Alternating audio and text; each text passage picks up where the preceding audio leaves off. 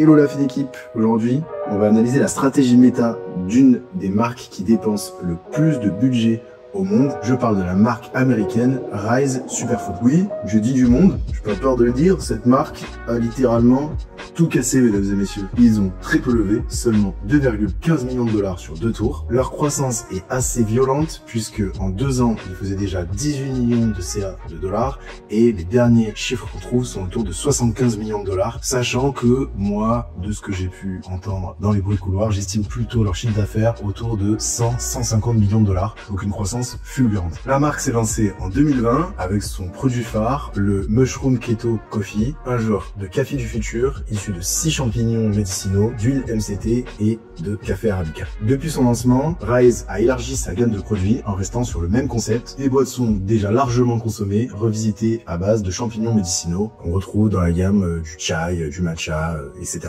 Aujourd'hui, Rise vend encore principalement ses produits sur le marché américain, mais on voit depuis 2 ans apparaître en Europe de gros copycats comme par exemple Bonjour Café, et on parle de marques qui elles aussi ont déjà des très belles croissances et affichent de très beaux chiffres. Ah, et sinon je me présente, pour ceux qui découvrent la chaîne, moi je m'appelle Olivier, je suis le cofondateur de Groove Society. On est une agence média et un studio créa qui accompagne des PME, des startups et des e-com. On existe depuis bientôt 4 ans et on travaille avec plein de belles marques comme Payfit, Matera, Maison Martin et bien d'autres. Alors pour commencer cette analyse, allons voir ce qui se passe du côté de l'offre, puisqu'après tout c'est quand même la base de n'importe quel business. Déjà, on peut noter qu'on est sur un format abonnement mensuel avec 3 offres, une autour de 30 $, une autre autour de 50 $ et la dernière aux environs de 60 $. On peut donc raisonnablement penser que sur chaque client, ils ont un panier moyen mensuel compris entre 45 et 55 $. En prenant en compte que dans la food, les datas disent que les taux de rétention des abonnements sont un petit peu meilleurs que sur d'autres secteurs et que les Américains sont particulièrement habitués à ce type de format,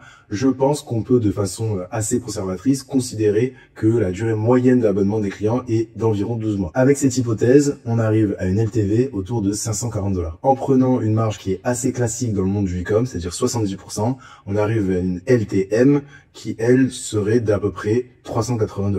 On commence déjà à comprendre pourquoi la marque fait partie des plus gros spenders du monde. Avec 380 $ de marge par client, on peut dire sans le jeu de mots qu'ils ont une belle marge de manœuvre au niveau de leur coût d'acquisition. Maintenant qu'on a parlé un peu de l'offre, allons découvrir le tunnel de la marque. Alors déjà, première chose qui m'a frappé, c'est qu'après quelques secondes passées sur le site, on voit apparaître un premier pop-up qui offre 40% de réduction sur la première commande. Et ça montre qu'ils peuvent se permettre de faire une première commande quasiment à perte, puis capitaliser sur l'abonnement du client. Cette théorie se renforce quand on voit que leur copycat français, donc Bonjour, lui aussi propose dès l'arrivée sur son site une réduction cette fois-ci de 45%. Côté page produit, j'ai été étonné par la simplicité de ce qu'ils avaient produit. On retrouve un bloc header assez classique, photo plus information produit, avec les informations de base, et un élément qui est assez surprenant, c'est que contrairement à la plupart des acteurs de l'abonnement, on retrouve pas de format bundle pour mettre en avant les différents abonnements, comme l'ont fait par exemple, je vous montre ce que font Copenhagen Grooming ou ce qu'ont fait leur copycat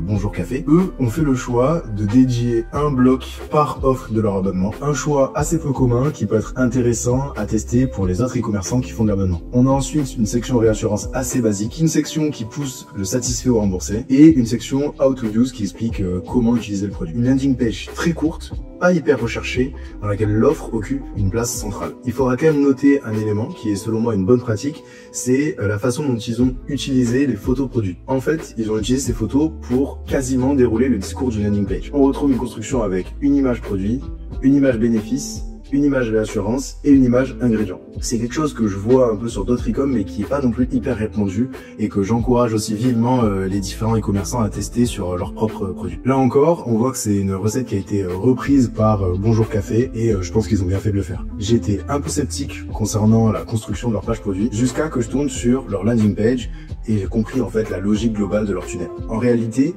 leur page produit est plutôt utilisée comme un espèce de pré-panier. Tout leur trafic méta arrive vers une landing page qui ne contient pas le prix et les offres, mais uniquement des appels à l'action qui, eux, renvoient vers la page produit. En observant ça, on comprend pourquoi ils ont dédié les 3 premières sections de leur page produit à leurs offres. Quand le prospect arrive sur cette page, il est censé avoir déjà toutes les informations avec comme première préoccupation le prix et l'offre. Regardons maintenant le détail de la construction de la landing page qui amène à la page produit. Un header classique, titre, sous-titre, photo produit, appel à l'action, une section qui mixe les bénéfices santé qu'amène le produit, une section témoignage, une section why qui met en avant l'histoire de la marque et la raison pour laquelle les fondateurs ont créé ce produit, et enfin une section FAQ qui est là pour ôter les freins et répondre aux questions que peuvent se poser les users. Une approche donc plus complète qui est là pour se concentrer sur l'argumentaire et pas du tout sur l'offre. Je reste quand même hyper étonné puisque j'ai ouvert le lien d'environ une centaine de publicités sur leur librairie ads et je suis toujours tombé sur la même landing page alors que le discours côté créa varie énormément et que leur stratégie créative repose sur le fait d'adresser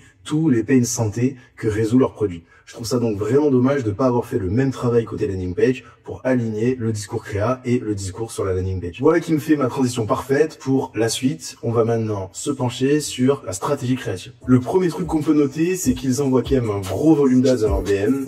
C'est la moindre des choses pour une marque qui dépense autant d'argent. J'ai détecté 200 ads qui ont été mis en ligne dans le dernier mois et plus de 800 ads sur le dernier trimestre. Voilà, ça donne un ordre de grandeur de l'effort qu'il faut être capable de produire quand on veut dépenser énormément d'argent sur Meta. En revanche, quand on met ce volume d'ads en perspective avec leurs dépenses qui se comptent à plusieurs millions d'euros par mois, c'est pas si impressionnant que ça. Chez Growth Society, par exemple, il est assez courant qu'on mette entre 50 et 100 contenus en ligne par mois pour des marques qui ne dépensent, entre guillemets, que 50 à 500K € de spend. Donc au final, quand on fait ces ratios-là, leur volume de créa est plutôt normal. Ce qui est assez marquant quand on creuse leur stratégie créative, c'est de voir à quel point ils ont poussé le fait de multiplier les promesses. On retrouve dans leur contenu plus d'une vingtaine de promesses santé. Perte de poids, stress, ballonnement, précocité, libido, digestion, concentration, énergie, inflammation des articulations, sommeil, solidité immunitaire, clarté mentale, problème de tension, problème de prostate, bouton d'acné. Et je dois en oublier encore quelques-uns. À ces promesses autour de la santé se rajoutent d'autres axes marketing comme le travail sur la crédibilité avec le nombre de clients qu'ils ont, leurs notes, etc., etc. Ou encore un autre axe assez central mais lié au problème de santé qui est le fait de se libérer des effets négatifs que peut avoir le café classique. C'est une approche qui par intuition m'aurait paru un peu contre-intuitive, en tout cas contre-intuitive à garder dans le temps, puisque j'aurais pensé que le fait de multiplier les claims marketing aurait pu un peu décrédibiliser l'efficacité de leurs produits. On a du mal à croire qu'un produit puisse régler autant de problèmes, mais force est de constater que c'est une approche qui fonctionne très bien et qu'ils arrivent à justifier sans même adapter leur tunnel à chacune des ads. On comprend d'ailleurs en creusant le positionnement marketing de la marque qu'elle fait assez peu d'efforts pour crédibiliser scientifiquement ses promesses. Pas d'études scientifiques mises en avant, pas beaucoup d'interventions de personas santé dans ses publicités ou même sur son site internet, et un travail qui est assez léger même au niveau des reviews de ses clients. On a des reviews statiques assez basiques, pas forcément de reviews vidéo, donc mis à part les UGC qui viennent apporter ce côté réassurance, on a assez peu de travail qui est fait pour bosser la crédibilité de la marque et sa capacité à répondre à tous les claims de santé qu'elle pousse sur ses différentes pubs. Ils ont réellement fait le choix de se positionner comme un produit lifestyle et non pas un produit santé. La clientèle semble l'acheter plus pour conserver une boisson dans sa routine en espérant un complément de bénéfices santé que comme une alternative à des options type médicaments ou même toutes les autres options alternatives santé qui peuvent exister pour l'ensemble des symptômes que je vous ai cités, et Dieu sait que les alternatives sont nombreuses. D'ailleurs, on voit que dans leur stratégie créative, ils se comparent systématiquement aux boissons qui viennent remplacer, le café, le chocolat chaud, le matcha, etc. Mais jamais à d'autres alternatives santé. Vous ne verrez pas de pub de Rise qui va comparer par exemple son café à un complément alimentaire contre le ballon. C'est des choses qu'on retrouve pas dans leur stratégie créative. Une stratégie créative qui s'appuie principalement sur de l'UGC et des statiques avec en complément quelques contenus style vidéo, IA, storytelling ou des vidéos studio qui à mon avis étaient produites à la base pour aller en télé. Rien de bien fou à récupérer donc niveau approche créative. Par contre, côté UGC, c'est une avalanche de masterclass.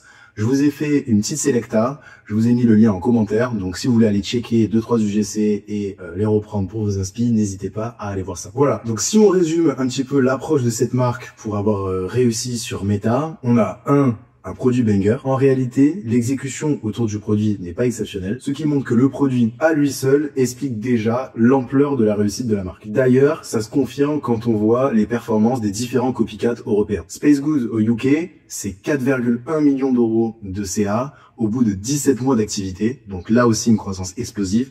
Et en France, je n'ai pas les chiffres de Bonjour Café, mais je sais aussi de sources sûres que le montant de leur investissement média a déjà dépassé la centaine de milliers d'euros. On est donc là aussi sur une croissance fulgurante qui nous montre que le produit en lui-même est déjà banger. On a accolé à cette offre un tunnel en 2 phases, une landing page qui nous force à prendre le temps de connaître le produit, découvrir ses bienfaits et l'argumentaire autour du produit. Et ensuite, une page produit qui se focus sur l'offre pour nous accompagner dans le choix de l'abonnement qu'on a envie de faire. Côté créa, un gros travail de volume avec une stratégie créative qui s'appuie sur des statiques et des UGC. Côté statique, on a des contenus dédiés à une promesse santé et des contenus qui en mixent plusieurs. C'est la même chose côté UGC avec quand même une dominante de contenu qui s'adresse à une seule problématique, exemple ballonnement ou exemple douleur articulaire. Un produit lifestyle qui assume d'être une alternative à des boissons déjà largement consommées, avec en prime des promesses santé tellement nombreuses qu'elles finissent par toucher quasiment tout le marché. Voilà, j'espère que le contenu vous a plu, qu'il vous a permis de vous faire une idée de la façon dont travaille cette grosse marque américaine. Si vous avez envie que j'approfondisse dans mes prochaines analyses de certains sujets, n'hésitez pas à le dire en commentaire, j'essaierai au maximum de le prendre en compte. En attendant, je vous dis à bientôt sur la chaîne pour un nouveau contenu.